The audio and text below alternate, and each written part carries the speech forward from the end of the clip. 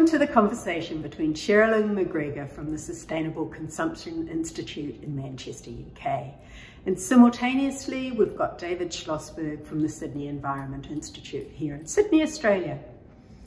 I'm Christine Winter, and I'm a settler in Australia from Aotearoa, New Zealand, and I'm a postdoc with the Sydney Environment Institute. So the reason I stated that I'm a settler is because that's an acknowledgement that we are on Gadigal land, unceded Gadigal land, and I pay my respects to their elders past and present. And I also want to acknowledge the Gadigal philosophy of care, the care of country, their bodies of knowledge and their communities of human and non-human being. My research interests are around environmental justice, Indigenous justice, multi-species justice, and intergenerational justice. What a lot of justice. And particularly, I'm interested in the way that justice theories foreclose on Maori understandings of the world, Maori philosophy, Maori understandings of environmental and intergenerational justice. Wonderful. Thank you, Christine. That is really lovely. I'm Magdalena. I'm a PhD researcher at the University of Manchester, and I'll be co-chairing today with Christine. So I work at the intersection of feminist and environmental politics, very broadly speaking, under the supervision of Sherilyn and also Matthew Patterson. First of all, I would like to just draw a bit of attention to, why we're actually here today. And of course, it's in the title of the event. So the conversation starting point is really an article by Sherilyn in which she acts as a feminist killjoy, to use Sarah Ahmed's words and in her paper, Sherilyn critiques the research process or mechanism in research on sustainable materialism and a turn to the everyday in green political thought that doesn't necessarily reflect or maybe listen to past insight from ecofeminism. And however, in doing so, the killjoy or Sherilyn doesn't necessarily shut down conversations, but rather, as we see it, creates cracks to open possibilities. And we believe that when these possibilities are taken seriously, as shown by David being here today and us having this conversation, then there is potential for transformation and there's potential for collaborative research. So the purpose of this conversation today is really to start a conversation that will continue beyond this event. Ideally, that's what we hope for. And we really hope to inspire future research collaborations that widen the crack and illuminate areas for transformative research that takes seriously both existing research and, as we wrote in our event blurb, how can this conversation inspire new collaborative research, theorizing and writing that is inclusive, applied and generative for ecofeminist and materialist research agendas in particular, but also for environmental justice and politics in general. So the format we're going to follow today is that now Sherilyn and David will each have the opportunity to introduce themselves for 10 minutes, present their main arguments and the ways in which they have interacted over the past few years. And then following this, Christine and I will pose a couple of questions to both Sherilyn and David in the hopes to start shifting the focus away from critique or beyond critique towards synergies. And after that, the audience, you will have the opportunity to ask questions via the Q&A function, as well as share ideas and thoughts, reflections via the Padlet linked below. But first of all, I'd like to hand back the word to Christine for a second and ask, why cracks? What was the idea behind starting with the lyrics from Cohen? And would you like to share a few thoughts on that? So you all may be wondering why we chose to have some lyrics from Leonard Cohen at the beginning of the invitation to join us. It's rather an odd thing for us to have done.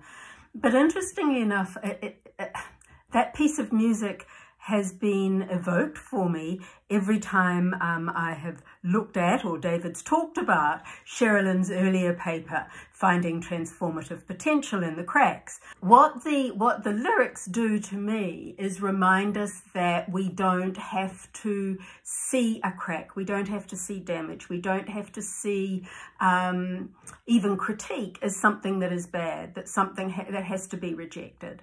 That in fact what it does is offer us opportunities, offers us opportunities for transformation. And I think that's what we're wanting from this conversation, is for it to be transformative. So the aim isn't simply to have the normal critique and response. We don't want this session, rather, to expose flaws and then just discard the effort. We want the crack here to acknowledge that in new materialism and in sustainable materialist research, that it can be more receptive to ecofeminist thinking. And I might add also that it can be more receptive perhaps to non-Western ways of thinking as well. So it is, as Sherilyn's article identified, in some ways flawed, and that is where the possibilities lie, okay? So today we're opening the discussion to see where it leads, so that this is not a classic, as I say, not a classic critique and defence. The discussion is about opening the cracks wider to see what new research possibilities emerge. So I'll pass now to Sherilyn to talk to us about her article, how the paper came to be, where it sits in her body of research, and where her frustrations are with the terms of things like newness and around the sort of the academic habits of citation. Sherilyn. Thanks, Christine and Magdalena, and hi, David. Yes, I'll get straight into talking about how the paper came to be. It was probably at least 5 years in the making, but it finally found a home in the 30th anniversary of Environmental Politics Journal, of which I'm an editor, and David also has a very long time association with as an editorial board member. And it's really important to mention that mention Environmental Politics Journal because it really has for me been a place to try out ideas, and certainly with this paper I owe a lot to the editor of the special issue, Graham Hayes, for giving the paper some early momentum, and also for providing the opportunity to discuss it with a number of different people over the years that it was coming into being. So I have had lots of conversations with colleagues and friends, and it was really important to have those conversations because as you will know, the article engages critically with some of the work of friends and colleagues that I've worked with over the years, including David. So sometimes I often felt a little bit vulnerable in making these criticisms, but we're going to talk about those this morning / evening. So where it sits in my research, well, it's really the kind of end, maybe not the end, but it comes after a long line of publications where I've been trying to do three main things. One is to problematize the tendency within environmental political thought to kind of ignore or fail to really get to grips with the gendered power relations that shape all environmental problems and movements for change. And particularly the tendency to take for granted the gendered division of labor in everyday life, and the role of everyday life and everyday life practices in environmental relations and environmental movements. And secondly, I guess I also want to always problematize the lack of a productive engagement between environmental and now climate movements and feminist movements, both inside academia and within the political sphere. And here I often sort of have argued that feminists and environmentalists are sort of equally responsible for this lack of engagement, which is why I've always wanted to work at the intersections or trying to work to bring the two into conversation within ecological feminism. Third has been the need to want to highlight, the desire to highlight the way that ecofeminist scholarship has been, I think, inaccurately caricatured by some, dismissed by others, including feminists, for a range of different reasons that I don't always really understand. So kind of part of my project has been to try and set the record straight. And one of the things I've done recently is to put together a handbook of gender and environment. It was published a few years ago. And if it won't take up too much time, I just want to read a couple of the lines from the introduction, where I say that, that ecofeminist scholarship has always been motivated by the pursuit of justice in the face of diverse and interlocking forms of oppression. But it has also contributed theoretical insights in many cases that in many cases were ahead of their time. Arguably, gender and environment scholarship was materialist and post-humanist before these concepts gained popularity in the mainstream of Western academia. An intersectional analysis of capitalism, rationalist science, colonialism, racism, heterosexism, and speciesism has always been central to feminist environmental scholarship. And contrary to popular opinion in many corners of environmental studies, this work has very little to do with the claim that women are closer to nature than men. In fact, much of it is aimed at questioning the very ideas of women and nature, and at understanding the myriad ways in which gender as a social category and power relation shapes and is shaped by interhuman relations, as well as human relations with other species and the environment. Yet the idea that it is based on a simplistic narrative about women saving the planet persists in spite of the evidence. So my project has been to dispense with that caricature, hopefully once and for all. So that, in a nutshell, is kind of what I've been working on. And this article that we're here to discuss today is part of that project of highlighting and correcting the absence of ecofeminist thinking in contemporary environmental political thought. And this time it looks at what I've kind of called an everyday turn, or a new turn within environmental political thought that has started, maybe around 2012, 13. I talk about, and evidence some of the moments and the publications and the conferences that have kind of brought this new interest in the everyday and everyday matters, everyday practices into discussion in environmental politics. And I want to really ask, so why is it that in this sort of new interest in everyday life and the politics of making environmental change and engaging with sustainability in everyday life, why is it that this scholarship has tended to look to other types of theoretical resources than ecofeminist thinking that I argue has always been interested in materiality and sustainability and the interconnections of matter and social relations. It has never not been materialist, as I want to say. So really, yes. So the article tries to talk about that turn. Give some examples of some of the arguments in that literature, and then I respond by trying to say that it's really quite problematic to call this a new turn or to claim this as a new concern when in fact ecofeminists have been doing this for a very long time. And second, that if we are going to start to, take on a new approach to thinking about environmental politics that goes beyond, the realm of contentious politics or radical, radical movements that are more traditional in their framing around politics and social movements, that we do care about what happens in everyday life, then if we are going to embrace that, and I totally agree that we should, then some old feminist some old insights from ecofeminist politics and practice should be incorporated. And here I give examples of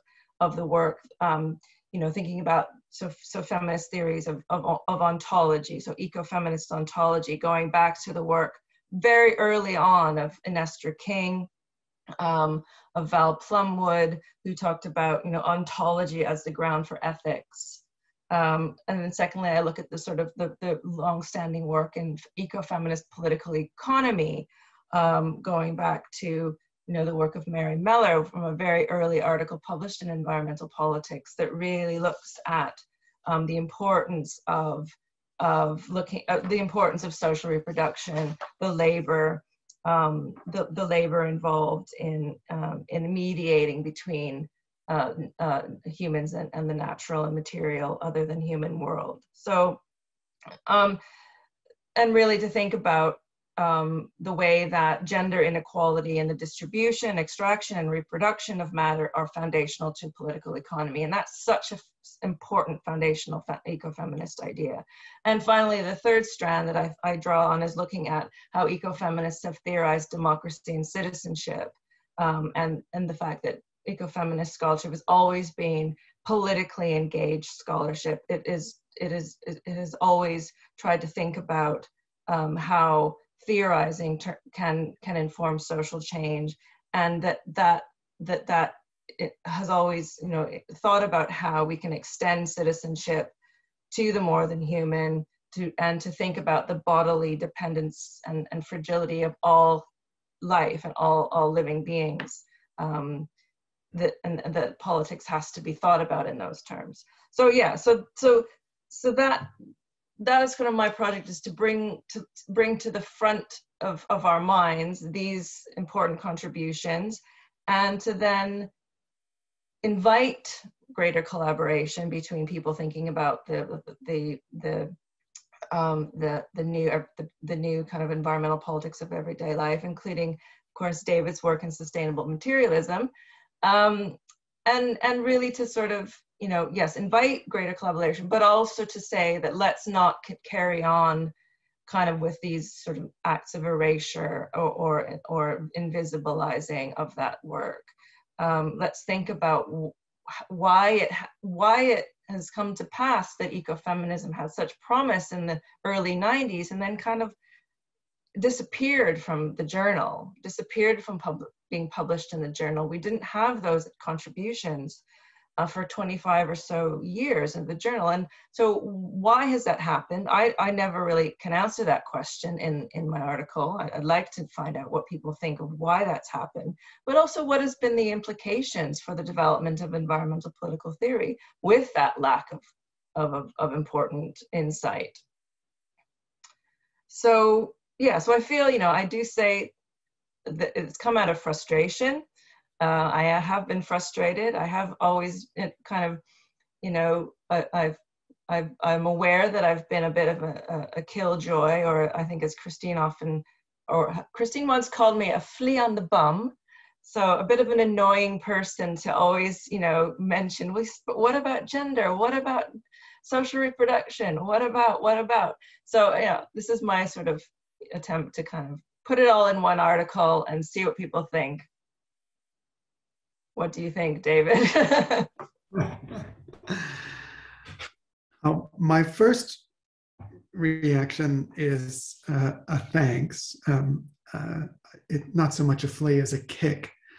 But everyone should know, you know, Sherilyn first gave this paper at a workshop, an environmental politics workshop, where I was present and John Meyer was present, who she critiques, and Robin Eckersley was present, who she critiques. And I just thought it was beautiful and brave and incredibly productive, right? I mean, it was, I know you were afraid to give that to that audience, but it was a great conversation and a really important one. And I think what's happening is less killjoy and more sort of reawakening.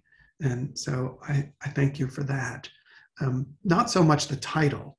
That's the only thing I didn't like about the piece was the title. But yeah, so let me say a a few things about the work that Sherilyn is critiquing in some way. So this work, and I should open by saying we should really talk about the environmental justice work as well, because I mean, I need to think about the shift in my own thinking to, from a more inclusive perspective there. I mean, Val Plumman was everywhere in the second half of that book, right, of the environmental justice book.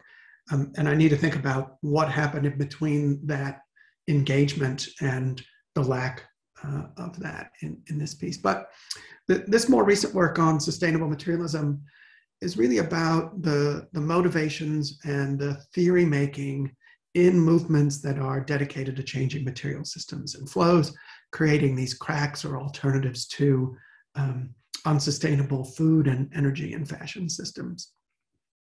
So I want to start, and maybe this is just thinking about places where we might generate some discussion later. I want to start with some comments on the methodology, because this has been central to my work, and it's not an excuse or an explanation for the absence, but I think it's an important context. The method that has been important to me for the last 30 years has been about exploring the political theories that movements make, not just what theory is relevant from movements, but what political theory do movements make? What is a movement-produced theory about particular issues? So I learned that from a feminist historian, Barbara Epstein, and an ecofeminist, Noel Sturgeon, in the 1980s, late 1980s in Santa Cruz. And I do cite them in the intro to the book. And I've just long aimed to bring that kind of movement-based and, yes, material theorizing into conversation with political theory, starting with pluralism and communicative action in my first book, Justice in my second, and now with New Materialism and Ecological Democracy.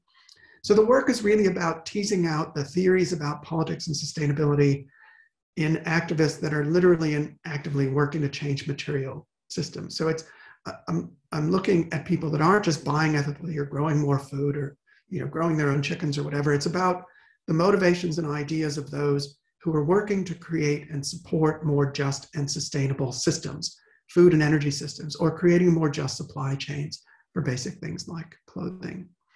So where I start is with the articulations of movement actors. And then I try and understand the theorizing that they're making and try and use that to inform political and environmental political theory. So the first piece in this sort of range of things around sustainable materialism was co-authored with Ram Kohl's in Contemporary Political Theory. And that got at the initial sort of reading out of these movements. There were no interviews there. It was just sort of reading literature and the motivations of movements out of their own writings. And it was more, so we're looking at food movements, we're looking at energy movements. And at that point, it was about crafting. And we can talk about that as well, because Sherilyn gave me some really great feedback there as well, which is one of the reasons we dropped it.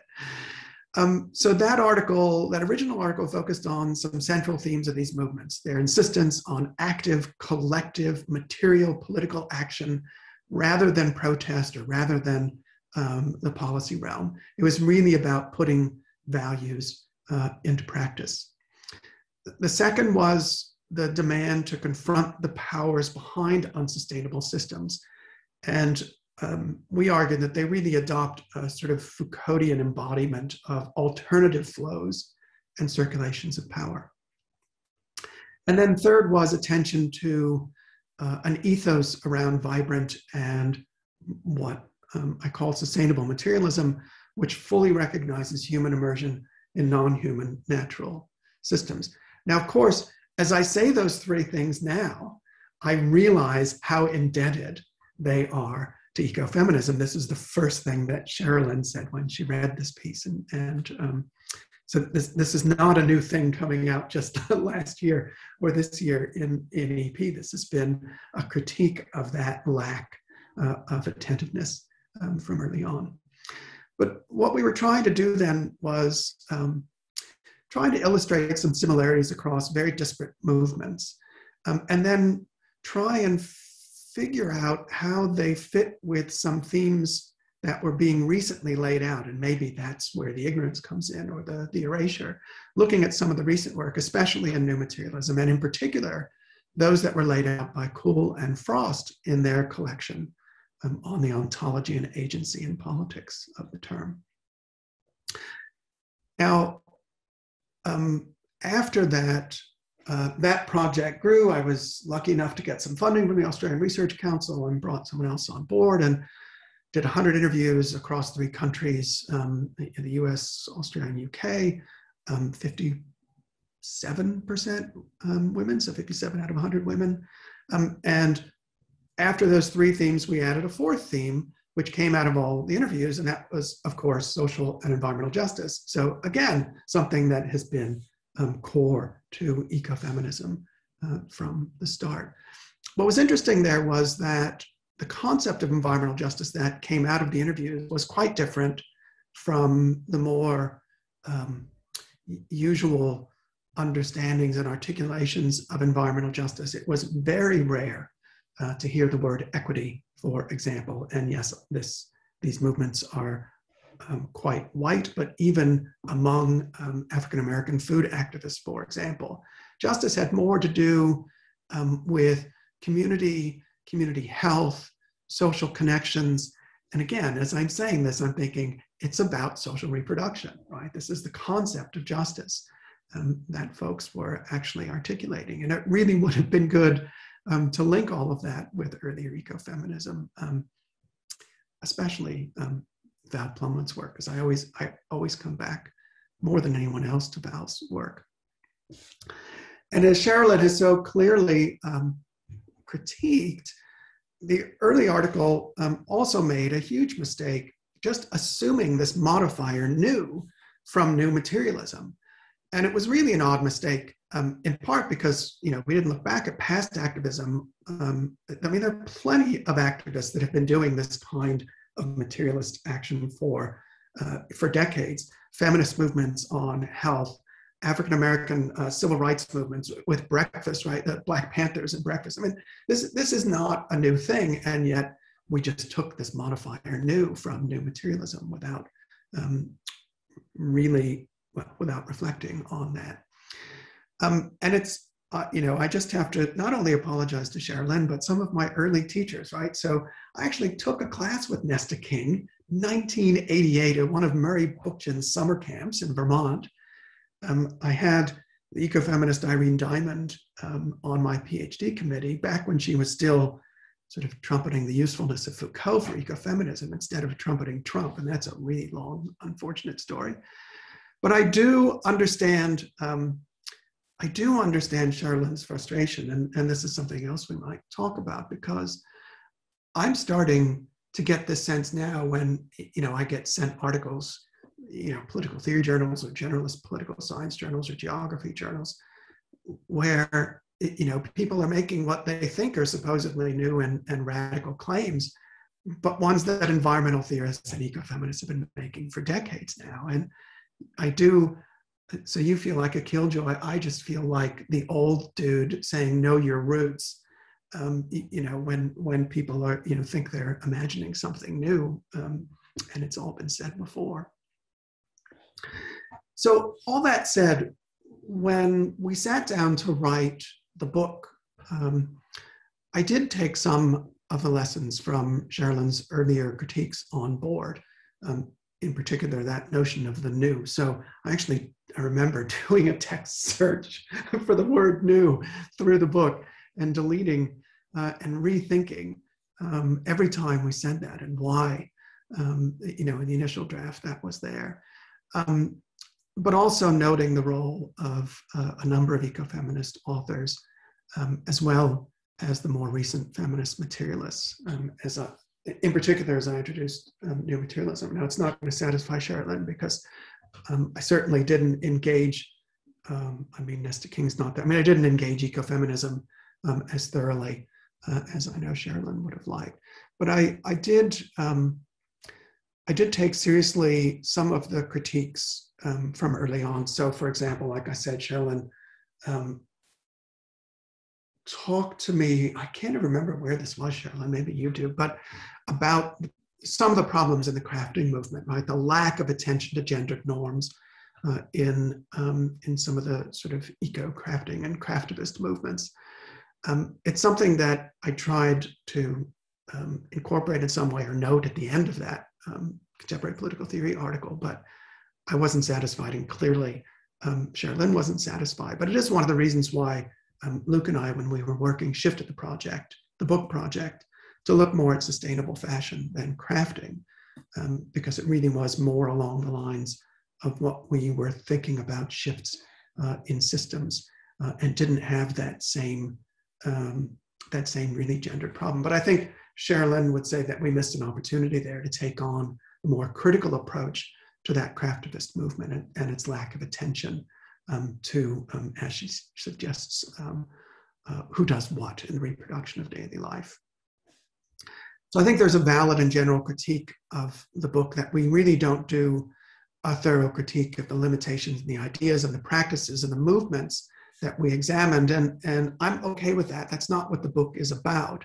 It really wasn't the focus of the work. It was really about the motivations and the theoretical frames used by activists. What are the meanings being brought in? What are the conceptions? What is the political theory at the basis of the movement? It really wasn't, that's what it was about. It wasn't really an analysis of the success or failure or what movements are missing and all of that. But there should be, and there is, and there certainly is growing in my mind, a research agenda that encompasses a more critical approach to those movements. So then as we were pulling the book together, we did ask Sherilyn to review a chapter or two, be part of a collective seminar discussing progress, and then again made a lot of changes in response, though I'm sure to Sherilyn's frustration, not all of them. So I think the book is a little less guilty of the charges against the materialist focus than the earlier work, if still not completely innocent. But more importantly, I guess, I'm just deeply and genuinely appreciative of the thorough and consistent combination of critique and support that the project received from Sherilyn, and I should say others there in Manchester as well. Okay, so the first thing I need to do is apologise to Sherilyn for my flea on the bum comment. It was meant in sympathy, Sherilyn, that you have to consistently point these things out to our community of environmental justice, theorists and scholars. So it was said with empathy and sympathy, rather than as a cold reflection on on fleas and bottoms. Anyway, look, I'd like to take the conversation in a slightly different direction for a few seconds, thinking about how I'm thinking about what can be generated, and that's part of what this whole conversation is about. So where do we go from here? And one of the things that has struck me over the last few weeks as I've been reading and rereading your work, and then again just here listening to you both, is that in both ecofeminist and sustainable materialist movements, and in theory, I suppose, but more importantly in their movements, there's this eschewing of the hypermasculine. So they're not about winners and losers. They're not about domination and submission. They're not about human versus non-human, or competition and status, or power and control, right? These movements all seem to live what they oppose as much as they live what they're proposing, if that makes sense to you. So drawing together these two movements, the ecofeminist movement, the sustainable materialism movements, can you each reflect on how that sort of rejection of the hypermasculine reflects in their values, in the values of the movements, and then perhaps a little bit about what that suggests to us, both for politics writ large, but more for our thinking around political theory?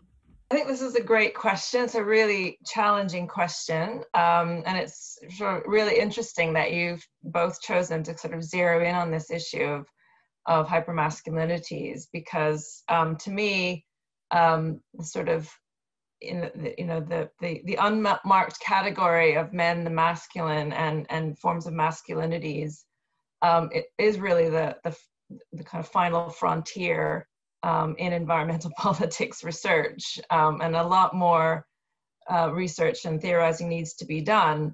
Of course, I don't think I say much about this in the article that we're discussing today, although I've tried to bring it to the forefront in other places. And I guess, I mean, there's different ways of coming to answer that really complicated question. And one is to say that, ecofeminism has been very keen to theorize hypermasculinity, but I think also it's about hypermastery. And sort of Plumwood's work that so many others have built on is it's interested in mastery and being anti-mastery, and that is profoundly anti-essentialist, because it's not mastery and it's not gendered necessarily. I mean, it can be gendered masculine, but all humans are capable of being hyper masculine or hyper masterful, and hegemonic and toxic forms of masculinities are about hyper mastery, I think, if that makes sense. And so ecofeminism has always tried to understand this and to try and think about how politics can be against the master model. And this is something that Stefania Barca has been writing about recently, her recent very excellent book that returns to Plumwood and fleshes out this point about mastery. So what does this suggest for politics? I mean, I hope that if we can win the argument that is not that this is not a struggle against men or between men and women or feminists and the rest, but against a cultural construction that is both rooted in destructive and harmful forms of mastery and masculinity, and that as a construction it can be deconstructed, then there is promise for a kind of coalition building and solidarity that is needed for fundamental structural transformation. And I would like to think that this work can be done in activist movements, but also in academic circles. And here's where I would like to get white male environmental politics scholars more involved in doing some of the heavy lifting on this, because I think ecofeminists have done a lot of it and have gotten very little credit for it. I think of the work of Greta Gard for a very long time trying to center masculinities and hegemonic masculinities within environmental politics, and it's not often credited. And possibly, the fact that ecofeminists have tried to constantly think about hegemonic masculinities and hypermasculinities and hyper masteries has possibly resulted in why it's being so dismissed and marginalized. So it's an inconvenient set of arguments, or inconvenient truths, perhaps. So I would like to see the conversation happen between ecofeminists and environmental political theory scholars who haven't looked at issues of masculinities in the past. So just as, I think it's the point of just as that white feminists like me have to shoulder the burden of accountability, to quote bell hooks, and a fair share of responsibility to do the dismantling of white centrism, white supremacy, and Eurocentrism in our field. I think so do white male scholars from the minority world need to take on the responsibility for analyzing the role of hegemonic masculinities within the field of environmental politics and climate politics and policy. I don't know if that answers your question very well, but I think those are the things I'd want to say about hypermasculinities. I mean, I've been thinking a lot about the you know, the work that's been done recently on toxic masculinity. And you know, one of my colleagues here wrote a piece on truck nuts, and you know, there's been work that's been done on, you know, the belching of smoke. I mean, I had this when I used to live in Arizona, you know, the anti-environmental men who would modify their cars to belch smoke just to piss off people who had, you know, environmental bumper stickers on them. And that kind of, I mean, literally toxic masculinity. So I've been curious about that, but what I haven't done, and Sherilyn, this is, you know, it's a really interesting opportunity, I think, because in these movements, these sustainable materialist movements, a lot of the strategies and a lot of the virtues that people illustrate, emulate, talk about can certainly be linked back to some ecofeminist thinking, writing, some of the ontologies there. And I just hadn't made that connection. So there's a chapter in the book where we talk about, or we try and differentiate these sustainable materialist movements from more individualist movements. And we talk about 3 key strategies: that it's about collective action rather than simply individual action, that it's a prefigurative politics that isn't just about values, but about putting those values into material practice, and that there's a real focus on relationality and material flows in the movements. And then we talked about 4 different, and we called these prefigurative virtues. So a systems consciousness, a humility, a sort of prefigurative humility, a boldness in the face of discomfort, because it's not an easy thing to do, and maybe even because masculinity is challenged. And then, of course, the other prefigurative virtue is care. And every single one of those things that we found in these movements can also be found in various ecofeminist writings, right? And I think one thing that I'd like to do, inspired by Sherilyn's critique and this really interesting question, is to sort of weave together the quite varied work of some of those past theorists in a way that illustrates how activists have taken on and literally embodied and implemented their practices and ideas. And I think, I mean, we didn't really hear a lot about gender roles in the interviews that we did, but of course we didn't push folks on that either. But I just think that would be a really fascinating set of questions to ask activists like that, because the qualities, the virtues, the practices, the strategies are all there, right? They are anti that sort of toxic masculinist.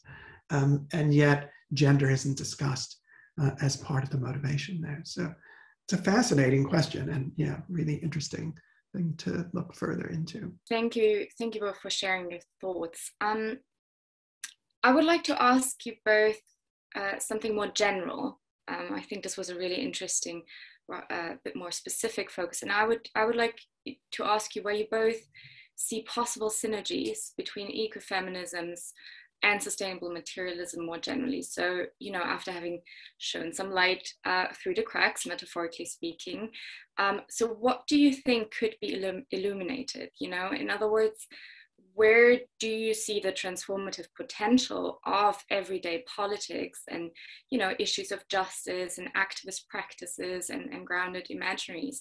So in what ways can ecofeminisms and sustainable materialism come together around these areas of research or even common political goals? Look, I think where we start is at the end of that piece, because the conclusion that Sherilyn draws at the end of the piece, that the future of an environmental action of what Robin Eckersley called ecological democracy 2.0, that depends on politicizing and democratizing and radically reorganizing how material needs are met and how, and where caring fits in there. And as Sherilyn says, that's where our understanding and writing about this is thoroughly informed. It should be thoroughly informed by ecofeminisms that shouldn't be forgotten.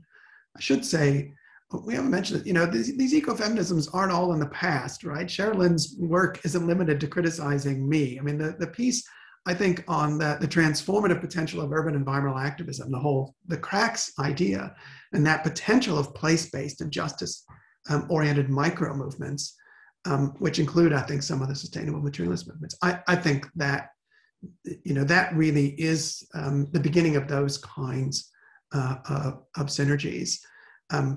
I think, you know, that kind of resistance, that kind of experimentation that Sherilyn talks about, Williams and Gibson Graham and Tonkis and Eric Olin Wright have all discussed. I think it is the potential and the cracks that those movements create that is an area where we most agree and where that synergy is. And in particular, I think in that sort of this idea that we're developing here, Danny Selmayr and I and others, around grounded and situated imaginaries, that they offer something that is an alternative to doomism, an alternative to you know, the tech bro eco-modernism, an alternative to the, you know, just forget about it and suck it up, you know, idea. So I think there's a lot of potential in there as well. And then, of course, there's a lot of obvious potential in and around the idea of justice and justice movements and everyday justice, as Sherilyn notes in her transformation paper. And this is something that is just, I think, in every single one of the 100 interviews that we did.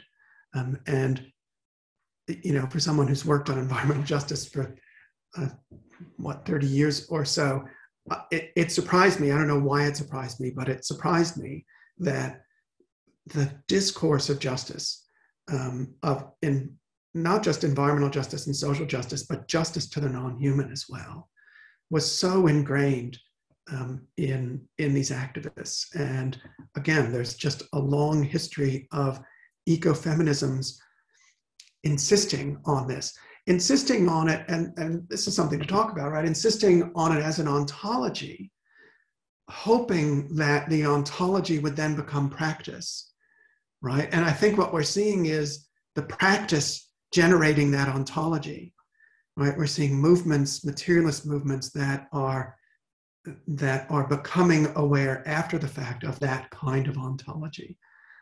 So there's a whole bunch of different areas, I think, where there's a lot of potential for work together. Yeah, I agree with everything that you just said. And I think, you know, that article that you're mentioning, the social movement studies article about finding transformative potential in the cracks, is really about looking at an example of everyday environmentalism that does not fit neatly into any particular theoretical box, right? Like, it's not about putting the work of these grassroots activists into the box of post-political or post-ecological or contentious politics or prefigurative politics or even environmental justice or sustainable materialists. It's really sort of, you know, turning the tables to ask questions about the very practice of what they're doing and what we're doing as academics, and try and build boxes that we put these movements in. And it kind of, you know, I think it sort of takes up, it takes up a very feminist or eco-feminist position that, as you rightly pointed out, is inspired by J.K. Gibson Graham, that I think tries to make two moves. One is trying to resist this top-down sort of strong theory approach, but also resisting the capitalocentrism that seems to shape contemporary research and theorizing on what transformative social and political and ecological change can and should look like or should be. And obviously, you know, capitalism is the driving force of ecological and social injustice, but I don't think ecofeminism has ever said that capitalism is the only thing that needs to be uprooted in order for transformation to happen. So, you know, it has always been intersectional and transdisciplinary, not limited to, you know, a political economy or Marxist intellectual kind of critique or analysis, right? So, you know, I think, you know, politically, you know, this which is this synergy with David's work, is that it's sort of committed to staying grounded in the everyday material struggles of diverse communities, human and not and more than human, which really can't be reduced to anti-capitalist struggles, right? It's about material relationships. It's not just about uprooting capitalism, it's about material relationships that are about flourishing and meaning and care. So I think, you know, I think David and I share a similar commitment to seeing the radical potential and examples of people connecting to and caring for each other, for other species, and for the more than human, in ways that are grounded in the everyday. So, you know, rural women, indigenous peoples, and vast numbers of communities, both, you know, in the middle of inner city, in an inner city, you know, underserved and racialized community in Manchester, or to agrarian nomadic peoples in sub-Saharan Africa. You know, these people, it's been going on for centuries in ways that don't count or haven't counted as politics as it has been defined in Eurocentric academia.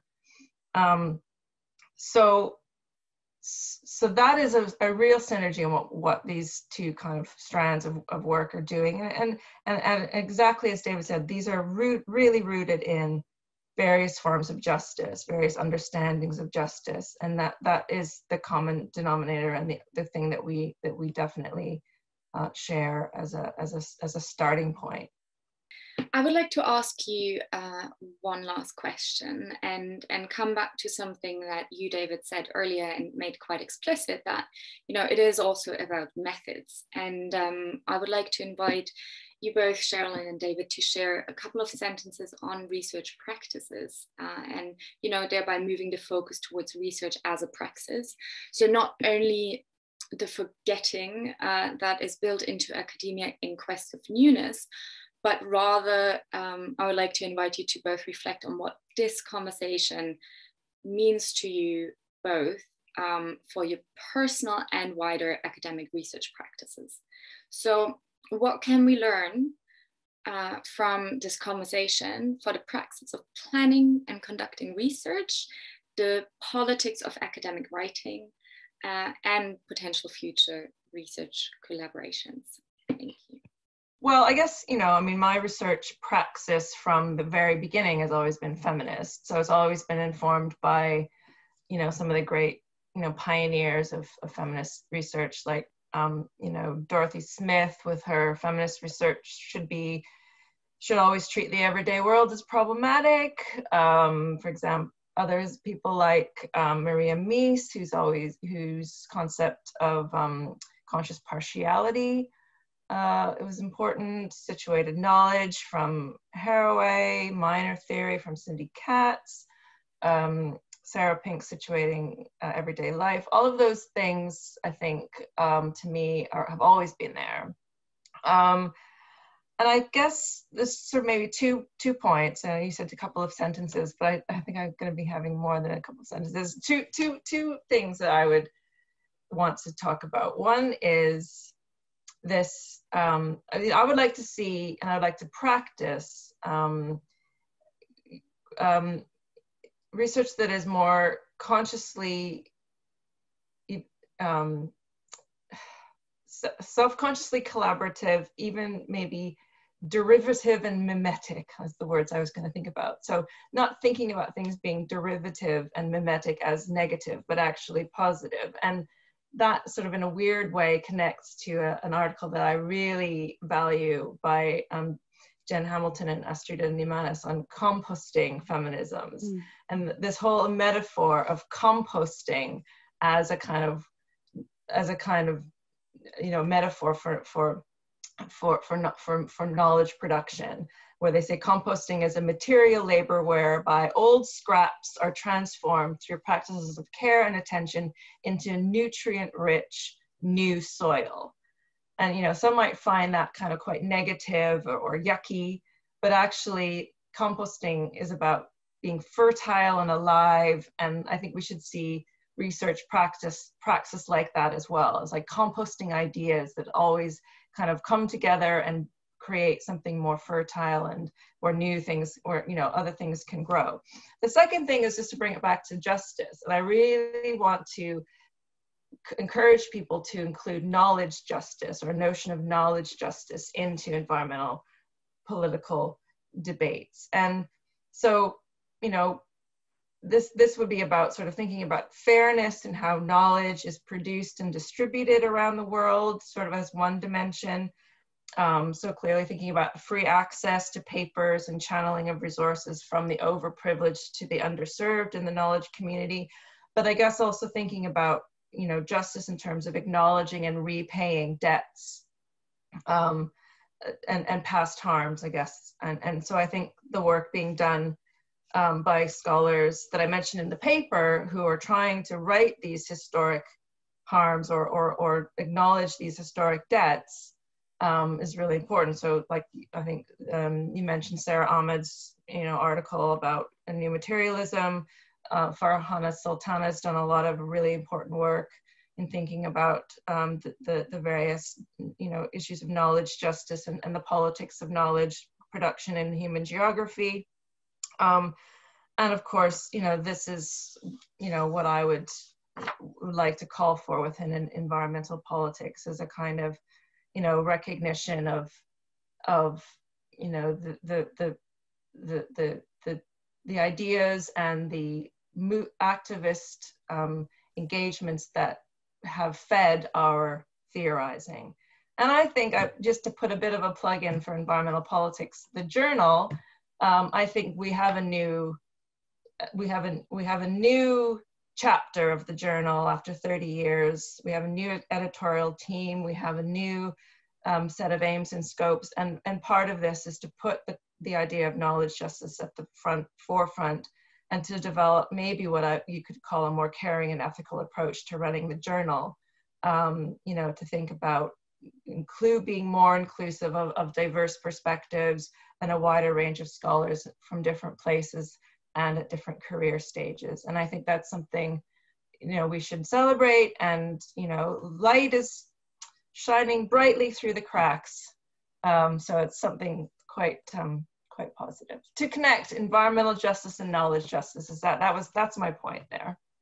Okay, so we're coming very close to the end of this recorded part of the evening, or the discussion.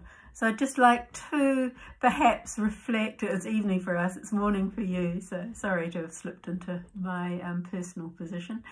But the